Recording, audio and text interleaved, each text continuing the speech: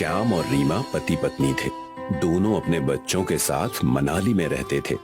दिन में श्याम और रीमा मैगी बेचते और शाम होते ही दोनों मोमोज बेचना शुरू कर देते। उनके मोमोज का व्यापार खूब चलने लगा। जो लोग मनाली घूमने जाते वो जरूर उनके यहाँ मोमोज लेने चले जाते और बड़े चाव से खाते। लोगों को श्याम के मोमोज ज्यादा पसंद आते। रीमा की बनाई हुई मैगी कोई नहीं पूछता। इससे श्याम और रीमा में अनबन होने लगी। भाग्यवान, आज क्या बनाया है खाने में? वैसे तुम्हारे हाथ की मैगी खाए कई दिन हो गए हैं। जी ठीक कहते हैं आप, बना लीजिए मेरा मजाक। मैं तो हूँ ही इसी लायक। बाहर के लोगों को मेरी मैगी पसंद नहीं आ रही और ऊपर से आप भी शुरू हो गए। रीमा गुस्से से किचन में चली जाती है। एक दिन श्याम की दुकान पर एक आदमी आया और कहने लगा, भाई साहब, आपके मोमोज लाजवाब हैं। ऐसे मोमोज मनाली तो क्या पूरी दुनिया में कहीं नहीं मिलेगा। मेरा तो जी चाहता है भाई कि मैं आपके हाथ चूम लूं। तारीफ सुने कई दिन हो गए थे, आज आप आए हैं। ये सारी चीजें सुन सुनकर थक गया हूँ मैं। कुछ नया बोलिए। बस ध्यान रखिएगा, आपकी सफलता चरम सीमा न छूले। सफल हूँ इसलिए घमंड भी है। आदमी इतना कहकर वहाँ से चला जाता है। श्याम की सफलता को देखकर कई और लोगों ने वहाँ पर मोमोज का ठेला लगा दिया। लगता है हमारे व्यापार को किसी की नजर लग गई है। मैंने आपको कहा था ना, ज्यादा हवाबाजी मत कीजिए। देखिए, हमारा व्यापार देखकर ही कई लोगों ने मोमोज का ठेला खोल लिया है। तुम इसकी चिंता मत करो। लोग व्यापार नहीं, व्यवहार देखकर खरीदारी करते हैं। और वही लोग व्यापार और व्यवहार करके हमसे आगे निकल जाएंगे और हम कुछ नहीं कर पाएंगे। कोई न कोई तरकीब हमें निकालनी होगी, वरना तुम्हारी बातें सच हो जाएंगी। श्याम रीमा की बातों को अनदेखा कर देता है। कुछ ही दिन बाद उनका व्यापार ठप हो जाता है। श्याम इस बात से चिंतित हो जाता है। एक दिन बाजार से श्याम व्यापार के सामान ला रहा था, तब उसका एक्सीडेंट हो गया और उसे चोट लग गई। जख्म गहरे होने के कारण डॉक्टर ने बोला कि श्याम को 3 महीने तक आराम करना है। आपको इनका ज्यादा ख्याल रखना होगा। इनसे कहिए पहले की तरह काम ना करें, आराम करें। श्याम काम ना कर पाने के कारण दुखी हो जाता है और घर की तकलीफ देखकर रीमा से कहता है, ये कैसा समय आ गया है हमारे जीवन में। मैं तुम्हारी मदद नहीं कर सकता। तुम अकेले ये सब कैसे देखोगी? इस वक्त मैं परिवार की मदद ना करने की वजह से सच में बहुत दुखी हूँ। आप घर की चिंता मत कीजिए। मैंने बच्चों को छुट्टी मनाने मायके भेज दिया है। कुछ दिन मैं आपका ख्याल रख के घर चला लूंगी। काश मैं भी तुम्हारी मदद कर पाता। रीमा ने अपना व्यापार फिर से शुरू कर दिया। श्याम की मदद ना मिलने की वजह से वो सिर्फ मैगी ही बनाकर बेच पाती और ठीक ठाक व्यापार हो जाता। एक दिन सुबह रीमा ने अपनी दुकान खोली ही थी कि वहां पर एक गरीब बुढ़ा भीख मांगते हुए रीमा की दुकान पर आ गया। गरीब बुढ़ा रीमा को दुकान पर देखकर श्याम को ढूंढने लगता है। बेटी, यहाँ पर एक बेहतरीन मोमोज वाला नौजवान रहा करता था, वो कहाँ चला गया?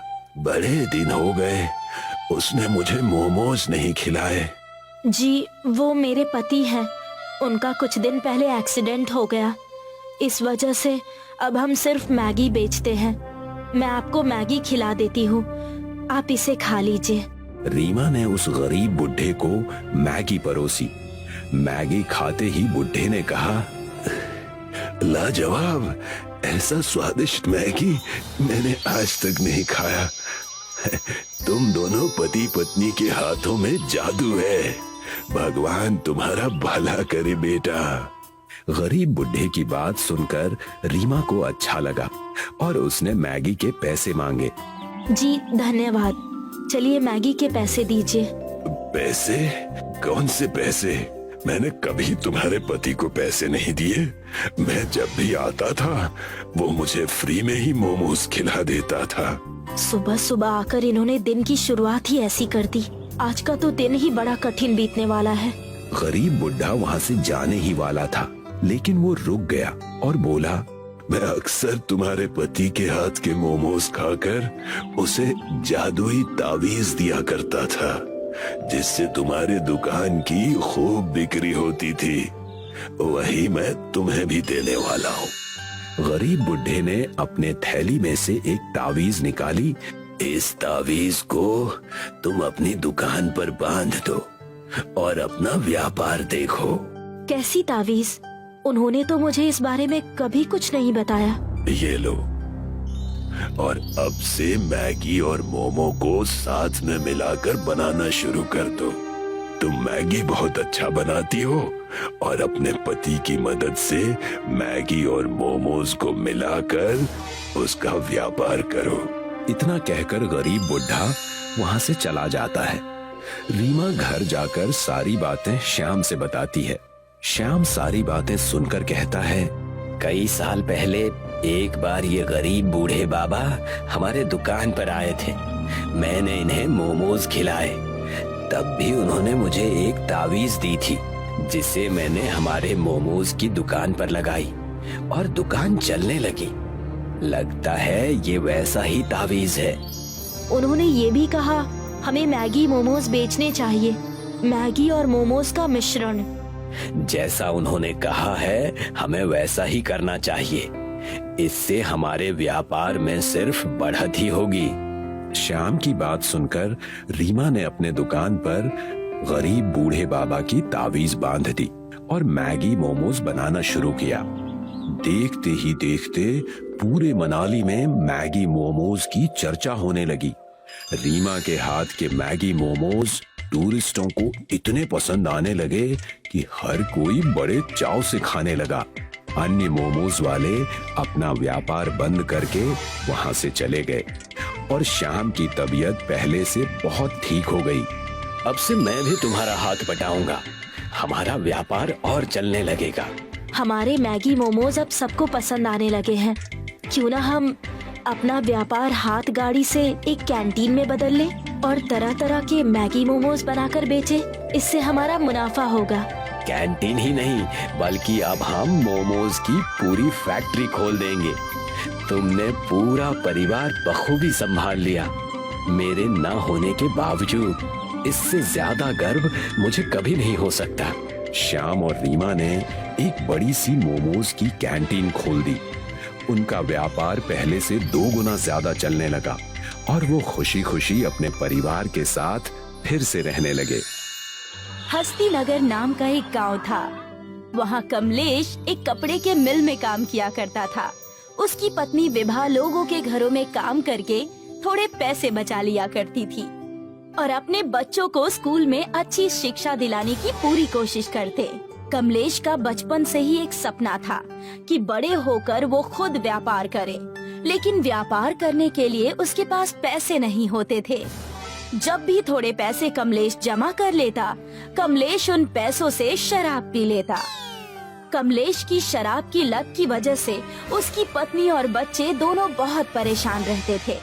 कमलेश मिल में काम करके जितने पैसे कमाता, सारे ही वो नशे में खर्च कर देता। एक दिन, आपको अपने नशे की आदत सुधारनी होगी। हमारे बच्चे अब बड़े हो गए हैं, इस चीज का उनके ऊपर बहुत गलत असर पड़ता है। नशा तो मैंने पिछले 1 हफ्ते से नहीं किया है। मैं भी यही चाहता हूँ कि हमारा बेटा बड़ा होकर बहुत बड़ा आदमी बने। जैसे नशा छोड़ दिया है, वैसे ही कोई अच्छा सा काम भी ढूंढ लीजिए। मैंने कपड़े के मिल पर रहकर लोगों से अच्छा व्यवहार बना लिया है। मैं जो भी व्यापार शुरू करूंगा, वो मेरे व्यवहार से ही चलने लगेगा। लेकिन आप ऐसा करेंगे क्या जिससे हमारा व्यापार चलने लगे? इससे पहले आप फिर से नशा करना शुरू कर दें, मैं चाहती हूँ कि आप एक बार मेरे तांत्रिक मौसा जी से मिल लीजिए। विभा अपने पति कमलेश को अपने मौसा तांत्रिक के पास लेकर जाती है ताकि कमलेश फिर से नशा ना करे। कमलेश अपने बच्चे की भलाई और परिवार के भविष्य के लिए विभा की बात मान जाता है। मौसा जी, ये है मेरे पति। इनके बारे में ही मैंने आपसे बात की थी। इन्हें ही नशे से मुक्त करना है। ओम ह्रीं क्लीं बागड़ बोल बागड़ बोल बागड़ बोल। हाँ विभा बेटा, मैं तुम्हारी सारी तकलीफ जानता हूँ। कमलेश को मैं ठीक कर दूंगा। लेकिन मैं पिछले कई हफ्तों से कोई नशा नहीं कर रहा हूँ। मुझे यहाँ से जाने दो। अब मैं कभी नशा नहीं करूँगा। मैंने पहले से ही हमारे परिवार के भविष्य के बारे में सोच लिया है। मैं तुम्हें कुछ नहीं कर रहा हूँ, तुम्हारी भलाई के लिए ही कह रहा हूँ। नशा और नाश में केवल आ मात्रा का फर्क है। नशा करने लगोगे तो नाश हो जाएगा। वैसे तुम किस चीज का व्यापार करने के बारे में सोच रहे हो? मैं डोसे का व्यापार करने की सोच रहा हूँ। मैं डोसा बहुत अच्छा बनाता हूँ और मैं एक गाड़ी लेकर डोसा बनाकर बेचूंगा। ये सच कह रहे हैं मौसा जी, ये डोसा सच में बहुत अच्छा बनाते हैं और पिछले कुछ हफ्तों से ये नशा भी नहीं कर रहे हैं। आप बस हमारी पैसों से मदद कर दीजिए। मैं डोसा बनाने में इनका हाथ बटाऊंगी और इनके साथ व्यापार करूंगी। तांत्रिक उन्हें कुछ पैसे देते हैं और दूसरे ही दिन उन पैसों की मदद से वो डोसे की दुकान खोल लेते हैं। लेकिन जैसा कमलेश और विभा ने सोचा था वैसा नहीं हुआ। कमलेश की डोसे की दुकान बिल्कुल भी नहीं चली। मौसा जी के दिए हुए पैसे बस खत्म ही होने वाले हैं। ज्यादा समय नहीं है हमारे पास, वरना आपको फिर से मजबूरी में कपड़ों के मिल में जाकर काम करना होगा। भाग्यवान, मैं कोशिश तो कर रहा हूँ, कोई कसर नहीं छोड़ रहा। पता नहीं फिर भी हमारा व्यापार क्यों नहीं चल रहा। हम दोनों से ही शायद कुछ गलती हो रही है। हम एक दिन और डोसे की दुकान लगा कर देखेंगे।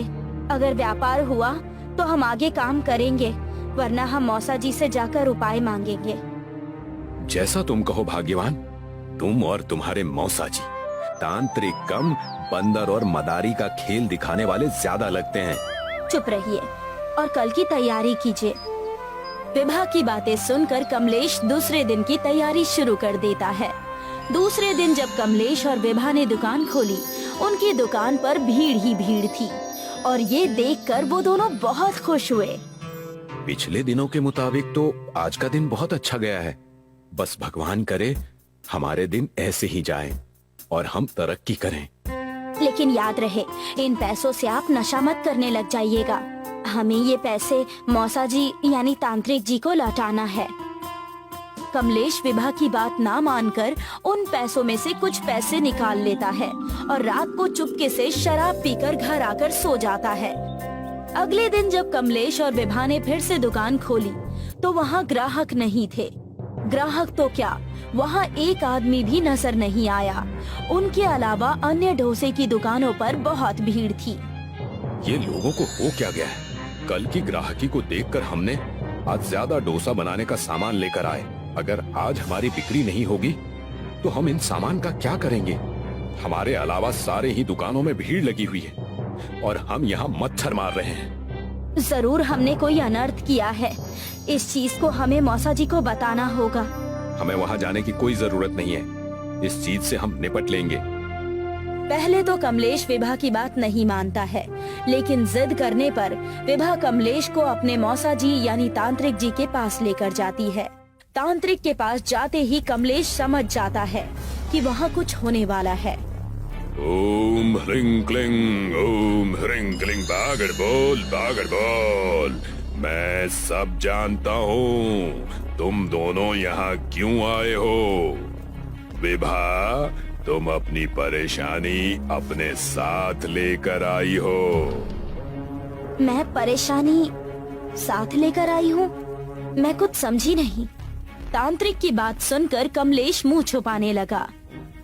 बागड़ बोल, मुंह मत छुपाओ और खुद सामने से आकर अपनी गलती स्वीकार करो, वरना तुम ऐसे ही मुंह छिपाते फिरोगे। अब खुद ही आगे आओ और अपनी गलती मान लो। इन्होंने ऐसा क्या कर दिया? आप मुझे बताइए। इनकी तो खैर नहीं, मैं इन्हें देख लूंगी। अगर तुमने पहले ही ध्यान दिया होता तो ये नौबत ही नहीं आती। मैंने तो ऐसा कुछ भी नहीं किया। मेरी कहीं भी कोई गलती नहीं है। बागड़ बोल, मैंने तुमसे पहले ही कहा था कि नशा मत करो, छोड़ दो नशा करना, लेकिन तुम माने नहीं। तुमने जिस भी दिन नशा किया है, शराब को हाथ लगाया है, उस दिन तुम्हारा व्यापार नहीं चला है। कमलेश की पोल खुल जाने पर वो खुद सामने आ गया और कहने लगा, मौसा जी, मुझे माफ कर दीजिए। मैं अब ऐसी गलती नहीं करूंगा। प्लीज मुझे माफ कर दीजिए। मैंने अनजाने में गलती कर दी। लेकिन आपने ऐसा क्या किया? विभा और तांत्रिक के डर से कमलेश उन्हें सारी सच्चाई बता देता है।